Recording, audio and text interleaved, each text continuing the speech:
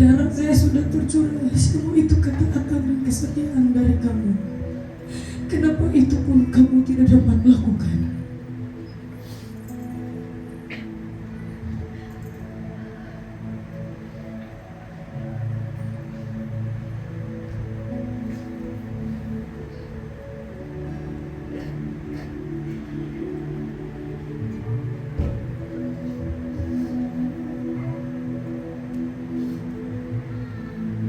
Bukan semua buat semuanya saya, tapi rasanya Tuhan.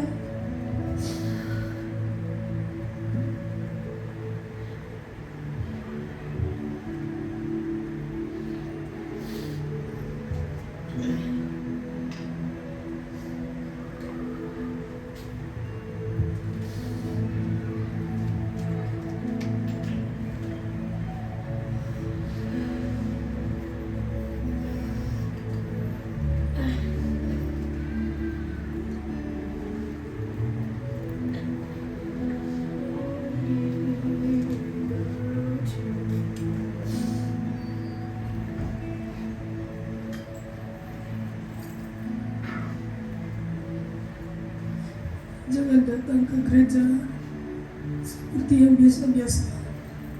Banyak kali sudah dikatakan, apa yang kita lakukan ini adalah profetik.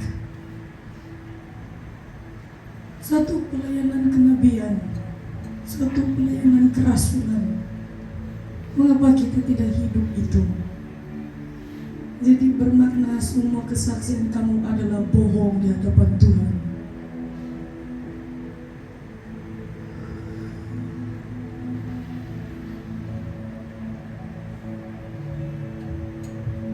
Tajuk khotbah saya malam ini,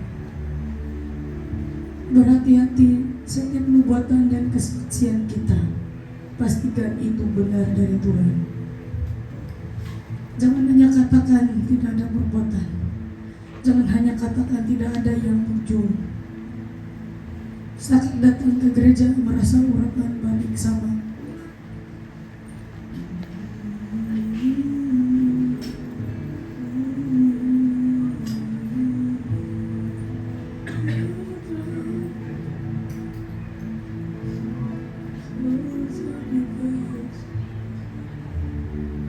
Saya mau akustik, main dan keyboard.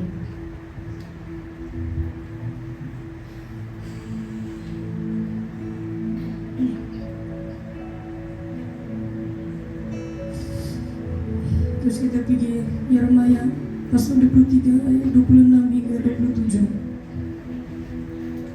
Yeremia 23 ayat 26 hingga 27 yang mengatakan, sampai bila mana hal itu ada dalam hati para nabi yang bernubuat palsu dan yang menubuatkan tipu rekaan hatinya sendiri, yang merancang membuat umatku melupakan namaku dengan mimpi-mimpinya yang mereka ceritakan seorang kepada seorang, sama seperti nenek moyang mereka melupakan namaku oleh kerana Baal. Kita tahu Baal itu adalah penyembahan berhala. Jangan kita menjadi nabi palsu dalam gereja ini. Jangan kita menjadi jemaat palsu dalam gereja ini. Berhenti. Nyatakan kesungguh-sungguhan betul-betul depan Tuhan. Jangan hanya sekadar cakap tapi tidak ada perbuatan. Kamu selalu dengar gembala sidang selalu cakap, iman tanpa perbuatan hakikatnya adalah mati. Kamu sudah tahu, tapi kenapa kamu masih melakukan itu juga? Sama juga kamu adalah palsu di depan Tuhan. Ingat, ada waktunya dipisahkan gandum dan lalang di gereja ini. Pasti akan terjadi itu.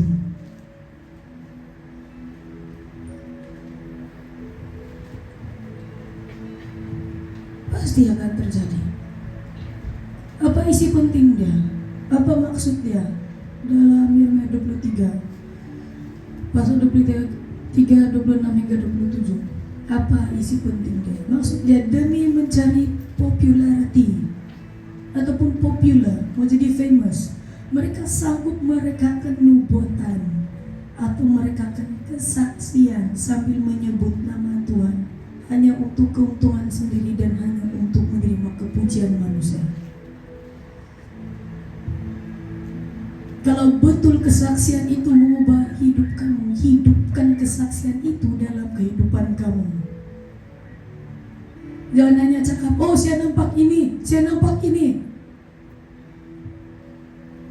Saya walaupun saya tidak ada malaikat, saya pun boleh cakap saya nampak, bah. Ada kamu hanya mau kejar popularity, mau jadi famous, kali-kali mau pergi ke depan. Tuhan Yesus mengatakan, kenapa saya berusaha untuk tidak melakukan itu lagi? Sebab saya takut nanti di sana ada celah. Bukan setiap yang Tuhan nyatakan itu adalah untuk jemaat. Ada juga untuk pribadi sendiri, ada juga untuk rumah tangga sendiri, ada juga untuk jemaat. Hidupkan kesaksian itu. Jangan sekadar cakap, ya saya nampak ini, saya pun boleh cakap saya nampak. Tapi di mana bukti dia itu? Apa tanda-tanda yang kesaksian itu hidup dalam kehidupan kamu? Kalau kamu betul dibebaskan Tuhan, pujilah Tuhan dengan segenap hati. Bukan Allahku dahsyat pun, itu bukan dahsyat. Allah itu adalah Allah setan yang merupai sebagai Yesus Kristus.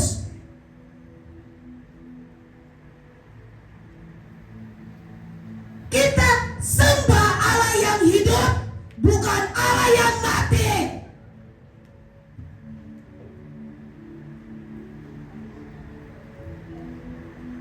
Kalau kamu menyembah Allah yang mati, kamu tidak ada di sini. Kamu masing-masing mencari halat tuju sendiri.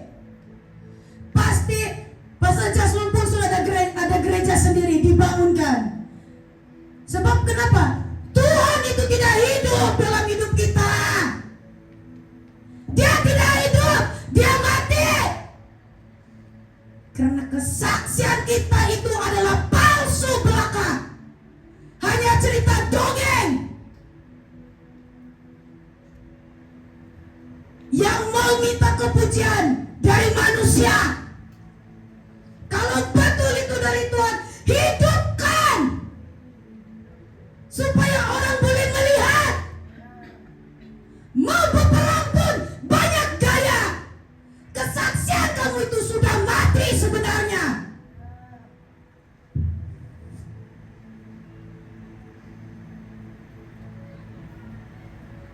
Beli baju pelayanan pun tidak sanggup, banyak lagi pergaduhan. Maknanya Tuhan yang kamu sembah adalah setan, bukan Yesus. Sedikit sejak keluar duit sudah meleter. Kamu sembah setan kalau begitu, baru kamu sembah. Sedangkan Tuhan Yesus mati di kayu salib, dia tidak pernah cakap, Tuhan Yesus sakit kok, Bapa di surga sakit. Tidak. Dia diam saja, menerima kesakitan itu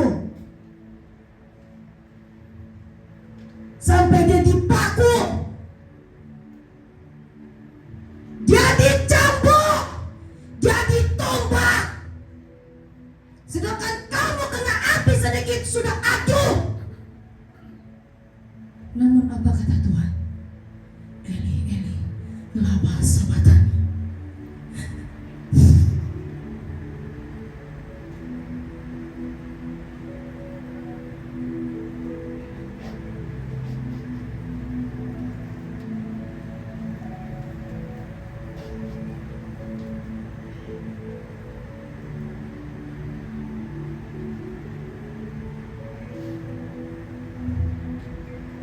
Masih tidak cukupkah kamu menyakiti hati Tuhan?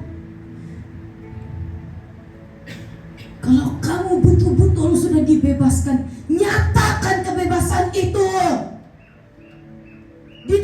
semua orang. Bukan untuk minta dipuji, namun nyatakan keadilan Tuhan dalam hidup kamu. Kenapa perlunya ada kesaksian? Supaya kesaksian itu membangunkan kepada yang lain, seorang yang lain. Bukan merepek-merepek di depan. Sekejap sembahyang, sekejap tidak. Sekejap semangat beli baju, sekejap tidak. Gara-gara banyak halangan. Kalau bukan si istri meleter, si suami meleter. Kenapa kamu mau pekerjaan Tuhan itu 100% berhenti dalam kamu punya keluarga? Mau itu sakit penyakit datang balik?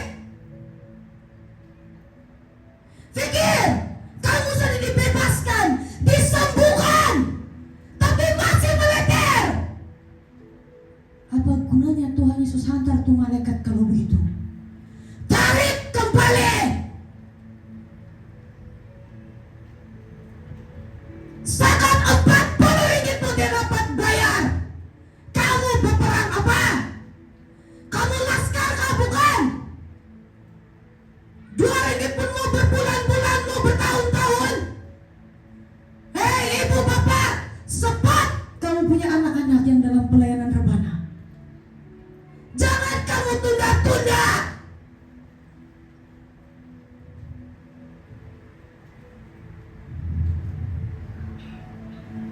Sebab apa yang mereka lakukan itu adalah untuk Tuhan. Bukan saja pada rebana, backup sehingga pimpin pujian. Kamu digelar sebagai WL, worship leader, tapi kamu bukan worship leader. Kalau kamu betul-betul worship leader, pasti urapan itu akan turun ketika kamu berdiri. Kamu buka saja, haleluya. Where's the power? Mana kuasa itu yang mengalahkan dunia? Mana dia pergi? Ataupun kamu berdiri di depan saya pun boleh menyanyi bah begini.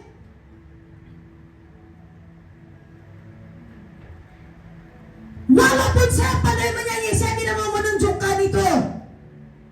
Sebab bukan itu panggilan saya. Kamu sudah dipanggil bermacam-macam pelayanan. Penari rebana, backup singer, pimpin pujian. Kamu lebih banyak talenta. Kenapa tidak menggunakan itu sebenarnya? Kamu mau memperbodohkan Tuhan dalam kehidupan kamu.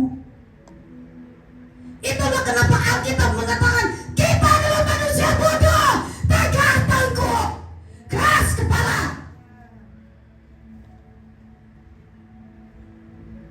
Sudah banyak kali dicatat, masih saja ada alasan sendiri. Kenapa kamu lebih pandai daripada Tuhan? Kenapa kamu minta didoakan? Kalau kamu lebih pandai daripada Tuhan. Enough is enough. Cukup. Sudah cukup. Tunjukkan betul itu kebebasan dari Tuhan. Berperang demi Yeshua HaMashiach.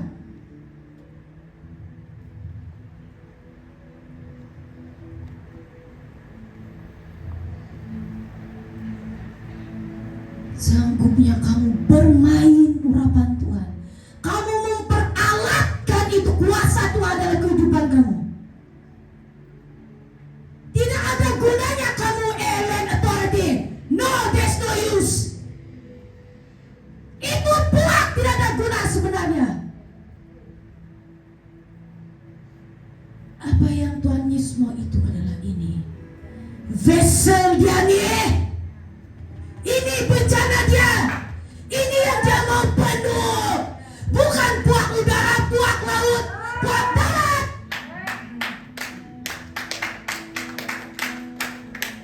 Dia mau ini yang penuh.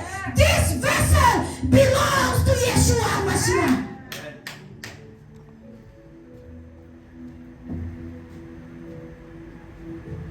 Jangan pernah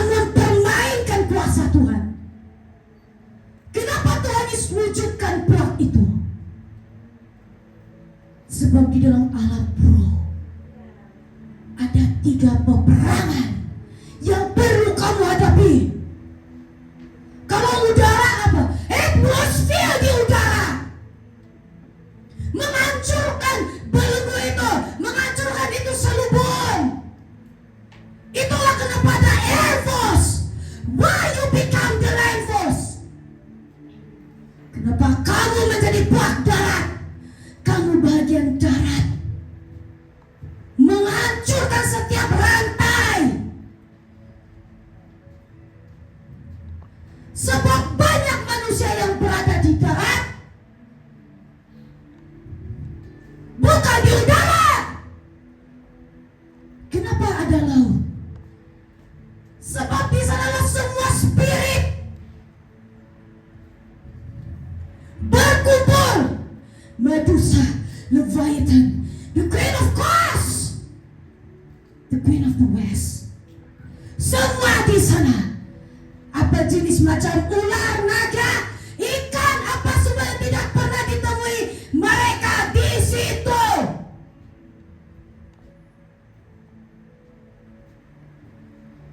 How dare you?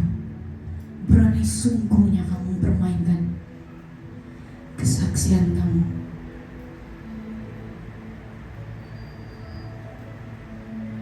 Saya nampak begini, saya begini, hidupkan itu.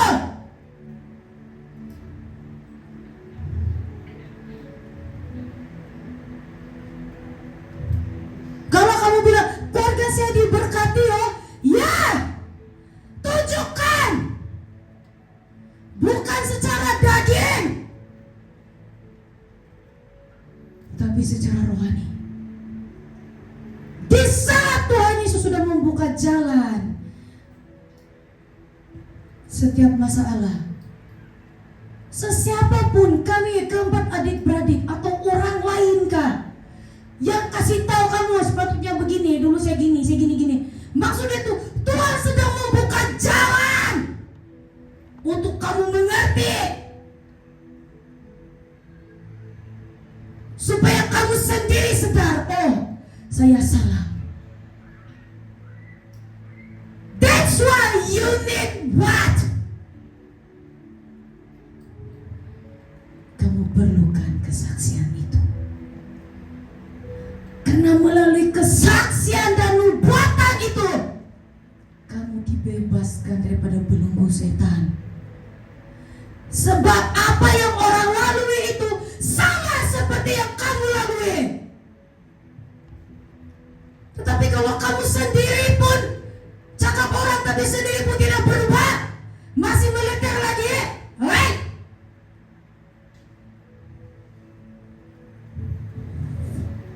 Tuhan, siapa yang kamu sembah kalau begitu? Tidak mau berperang.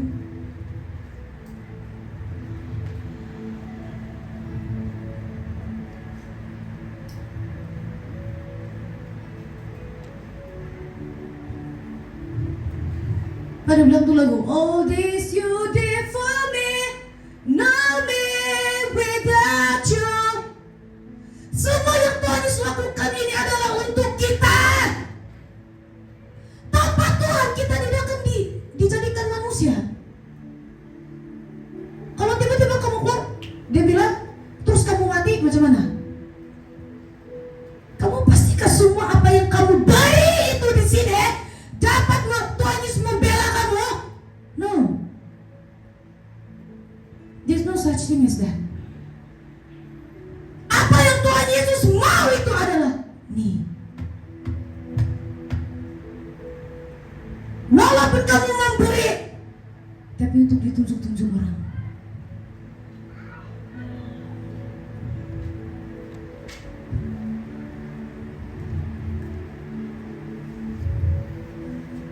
Mari kita pergi Yeremia pasal yang sama ayat 30 hingga 32 yang mengatakan, sebab itu sesungguhnya aku akan menjadi lawan para nabi. Siapa yang jadi lawan para nabi? Tuhan Yesus sendiri kan? Jadi kalau selama nih kamu cakap, oh saya buat untuk Tuhan, Mbak, Tuhan, Tuhan, Tuhan. Kamu kali-kali sebut nama Tuhan, Tuhan sendiri akan jadi lawan kamu. Kalau apa yang kamu katakan itu tidak hidup.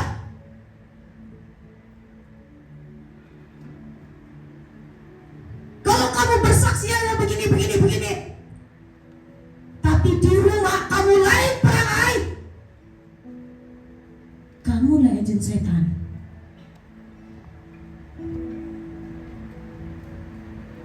Mana the fire that burning? Mana api itu yang menyala-nyala dalam hati kamu? Mana? Kamu cakap siang laskar, jangan cakap kalau persembahan pun tidak dapat bagi. Tetapi untuk diri sendiri, kasut sana sini. Kamu pikir nih kasutnya saya baru beli gak? Ini 2 tahun yang lalu sudah, baru sekarang saya pakai.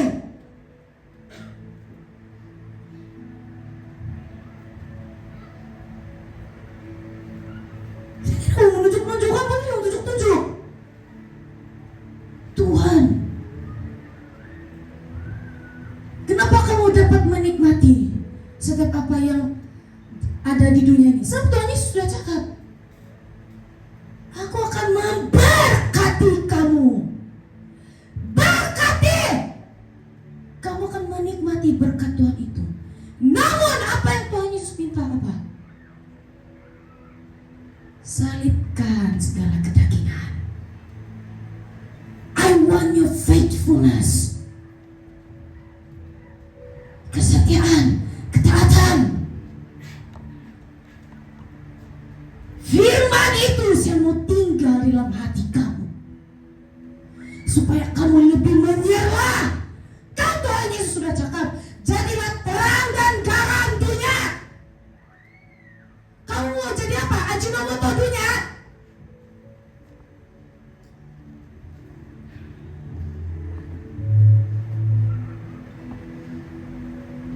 Kamu mau jadi apa? Serbuk kari? God says, become the salt. Jadi garam dunia. Kenapa setiap kali kamu masak kamu perlu letak garam? Supaya kamu rasa Tuhan masing-masing kan? Begitulah Tuhan Yesus mau. Bila urapan itu turun, dan jika kamu sentiasa asakan itu, asa berdoa, baca Alkitab, lakukan, berpuasa, apa semua, itu akan merebat secara kamu tidak tahu.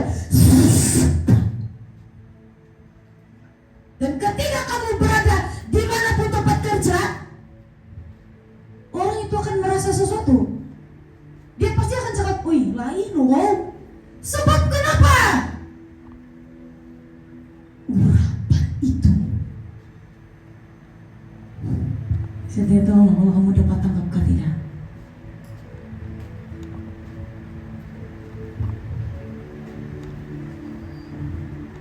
Sorry kalau saya cakap, jangan kita menjadi babi. Kau kasih cantik pun tuh babi, dia tidak akan tahu.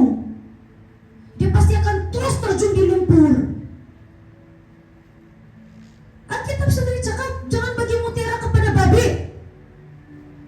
Apa itu mutiara? Bukan diamond, bukan berlian.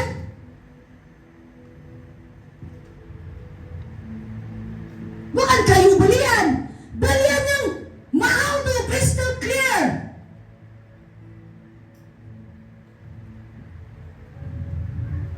Nanti setiap kali kamu, woi babi, bukunya ilah kamu, nah,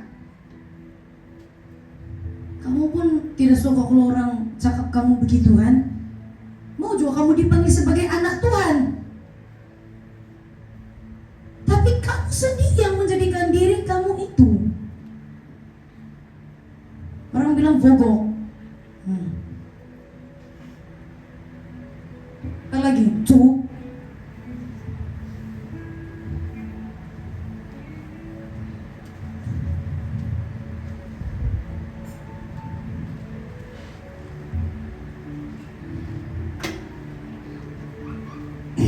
Saya akan lompat. Pas pasal yang sama 39 hingga 40 yang mengatakan, maka sesungguhnya aku akan menangkap kamu dan membuang kamu dari hadapanku, kamu serta kota yang telah kuberikan kepadamu dan kepada nenek moyangmu itu. Aku akan menimpakan kepadamu aib yang kekal dan noda yang kekal yang tidak akan terlupakan. Kalau dalam bahasa Malaysia mengatakan, aku akan memungut mereka lalu membuang mereka jauh, baik mereka maupun kota yang telah kuberikan kepada mereka dan nenek moyang mereka. Aku akan mempermalukan dan menghina mereka sampai selama-lamanya, dan kesudahan mereka tidak akan dilupakan orang. Kamu mau begitu? Kita banyak sudah di sini contoh jemaat Tuhan. Keluar pelayanan, ambil kesempatan buat ini itu. Keluar pelayanan, saya mau singgah rumah keluarga, begini. Kita mengambil kesempatan itu daripada Tuhan. Untuk apa? Menyenangkan daging.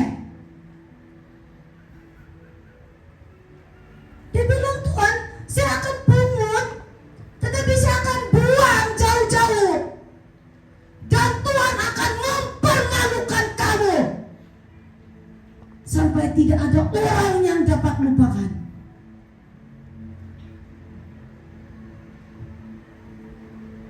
Berhenti, jemaat Tuhan.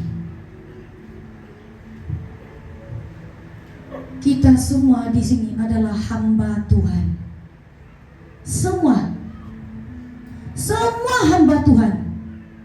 Bukan yang berdiri di sini aja hamba Tuhan. Semua hamba Tuhan sebenarnya. Sebab kamulah domba-domba Tuhan itu.